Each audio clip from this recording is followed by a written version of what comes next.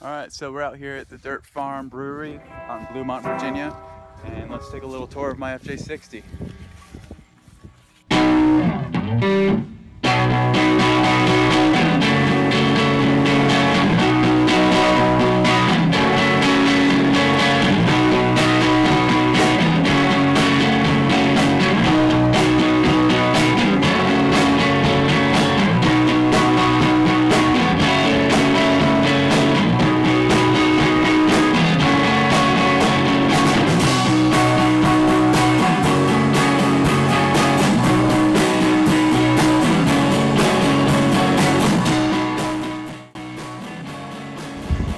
So this is my 1987 Fj60.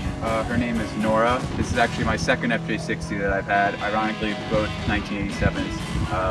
Arguably the best year ever. There's been a lot of things since I've got the truck that I've done. It's got the 2.5 old Emo lift, and I took these mirrors off my old truck that came from Peru. I like them a little better, as well as this radio antenna that kind of gives some flexibility when you're on the trails. We have the roof basket, which I got off Craigslist for cheap. It's made out of aluminum, which makes it easy to add any type of thing that I may want, such as hooks or my LED fog lights, as well as these roof racks. I got these off of Craigslist as well, 12 bucks, ground score I think. And the mud tires that I'm running on it are 33s, pretty aggressive. They're the Extreme MT Pro Comp, so I think they're pretty good. Probably in need of getting new tires here soon.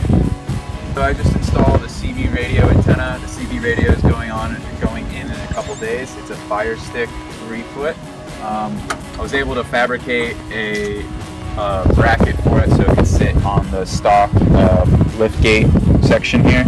So just a couple quick welds made out of steel. I think it cost me 10 bucks at Home Depot. So all this stuff is all my stickers from kind of being on the road. I've turned them all into magnets so that I could switch them through tailgate to tailgate, because we all know that the rust on these Fj60 tailgates is pretty bad usually. So also kind of went through and put LED lights for the license plate, and I'll show a night clip of that here in a minute. So it really just makes that whole section bright when you're driving down the road. Let's take us inside real quick.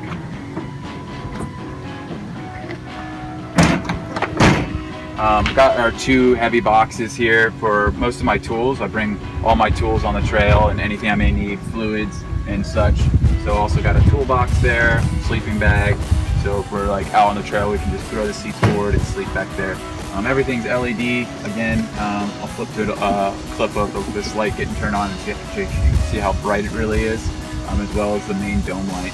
So this is just a really settle mod. I kind of like it. It's for a fishing rod that I have in here. Just took off the panel, so I'm able to access the fishing pole really easy.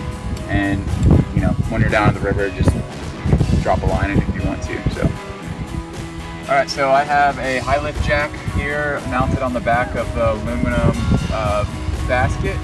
So it's pretty typical if you're on a trail. If something happens, you need to be able to get the vehicle up high. As well as if something happens on the back end of the trail, you can use my top light to kind of get that around. I like the flexibility on it. It's an old school light, it's not LED, so it's not super bright, but it gets the job done. So when I first got this truck, the person that sold it to me told me the wheel flew off and crushed this fender in, and it was all dented. I'll put a picture in the video of what it looked like. I was able to just hammer it out and make it as good as I'm gonna make it. I'm not a body shop or anything, but I was able to put that back together. The frame, when I got it, had a whole bunch of surface rust on it.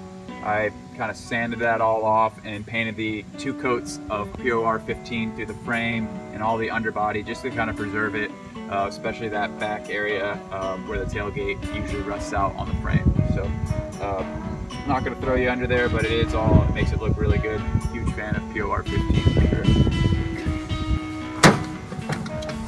Alright, so let's move into the interior of the truck. So when I got this truck, it didn't have the original Fj60 seats. There were some other type. I took these out of another truck and installed them. Have a seat cover on them just to kind of preserve it. I mean, it has a typical rip on the side here, but never really caused me problems. I think they're more comfortable than the ones that were in here. People kind of say say otherwise. This truck also came with the old school steering wheel wrap, which definitely makes a whole different driving experience and makes it a little more comfortable when you're going down the road. So as I pointed out earlier, we have the LEDs up top on the roof rack. This is all kind of a custom loom that I made myself. It's all run through the firewall, all the way down the side panels here under the carpet, all the way up the seat belt and out the side of the door up to the roof rack. So haven't seen any issues with it. It works fine, but able to really kind of get that whole wiring up there nicely. Alright, so let's take a look at the engine bay real quick. Done a couple settle mods to that as well. So a couple things that I've done is I put a 3-row radiator in here. It's all aluminum. I think it cools the motor a lot better. As well, while I was in that section, I cut the fan shrouding in half, which makes really easy access to the water pump or anything on the front of the motor. Because it's a pain in the butt when you have to take the whole radiator out just to get those items off. So I'll show a video of that here in a second. Also have a special switch, so at night I can work on the engine bay. These are LED lights that kind of shine over the whole engine. I'll cut a clip in at night, kind of what that looks like. So on this side of the engine, I went ahead and did one of the classic mods, which is to desmog these 2F engines. Took the old smog pump, which was gutted anyways from failure going down a mountain pass a couple months ago. So installed that in, as well as I took the time and put in a header, which definitely helps out with just kind of getting a little more power out of the motor. I also like the sound of it. Some people debatably don't like that.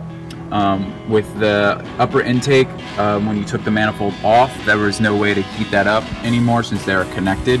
So I added a heat riser pump on this section of the manifold. So never had any issues, but it works really great during those cold winter mornings or winter nights.